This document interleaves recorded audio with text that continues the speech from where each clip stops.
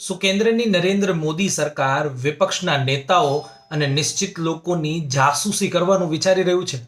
નમસ્કાર, હું છું ધવલ માખડિયા અને આજે એક એવા મુદ્દાની ચર્ચા કરવી છે જે સંસદમાં ખૂબ જ ગાજી રહ્યો છે. કોંગ્રેસના વરિષ્ઠ નેતા એટલે કે પ્રિયંકા ગાંધીએ આ મુદ્દો સંસદ ભવનની બહાર ઉઠાવ્યો છે કે સરકાર સંચાર સાથી એપ દ્વારા વિપક્ષના નેતાઓ નિશ્ચિત લોકોની જાસૂસી કરવાનું વિચારી રહ્યું છે. આ સંચાર સાથી એપ શું છે? 28 નવેમ્બરના રોજ કેન્દ્રના ટેલિકોમ વિભાગે ટેલિકોમ મંત્રાલયે એક પરિપત્ર બહાર પાડ્યો છે કે સેમસંગ, સાયોમી, એપલ, વિવો સહિતની જે મોબાઈલ કંપનીઓ છે એ મોબાઈલ કંપનીઓએ પોતાનો નવો મોબાઈલ વેચતા પહેલા પ્રી ઇન્સ્ટોલ રીતે એક સંચાર સારથી નામની સરકારી એપ એમાં આપવી ફરજિયાત છે.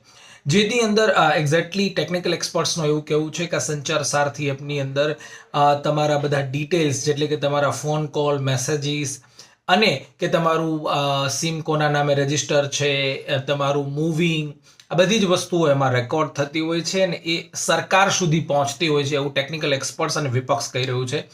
પરંતુ સૌથી મોટી ચર્ચાનો મુદ્દો એટલા માટે બની રહ્યો છે કે નરેન્દ્ર મોદી સરકાર પર જાસૂસીના આક્ષેપ લાગ્યા છે. અધૂરામાં પૂરું કોંગ્રેસના એક સાંસદ છે રેણુકા ચૌધરી, એમણે તો લોકસભા સ્થગિત કરવા માટે ગઈકાલે ને આજે લોકસભા અધ્યક્ષને નોટિસ પણ આપી હતી કે સંચાર સારથી એપ એ વિપક્ષના નેતાઓ અને નિશ્ચિત લોકોનું જાસૂસી કરશે. પરંતુ આ બધા વચ્ચે સરકાર ફસાઈ ગઈ હોય એવું લાગી રહ્યું છે, કારણ કે કેન્દ્રીય મંત્રી જે આપણા ટેલિકોમ્યુનિકેશન મંત્રી છે જ્યોતિરાદિત્ય સિંધિયા, એમણે આજે ઓફિશિયલી રીતે લોકસભામાં સ્પષ્ટતા કરવાનો વારો આવ્યો છે કે સંચાર સાથી એપ એ કોઈ પણ રીતે કોઈ પણ લોકોની જાસૂસી પણ નથી કરવાની અને જાસૂસી કરવાના એમાં ટૂલ્સ પણ નથી. જોકે એપલ કંપનીએ જો તમે એપલ કંપનીનો ફોન ખરીદતા હો તો તમારા માટે એક સારા સમાચાર એ છે કે એપલ કંપનીએ આ જે કેન્દ્ર સરકારના નોટિફિકેશનને સ્વીકારવાની ના પાડી દીધી છે અને એમણે કીધું છે કે અમે આવી સંચાર સાથી નામની એપ ક્યારેય પ્રી ઇન્સ્ટોલ નહીં આપીએ.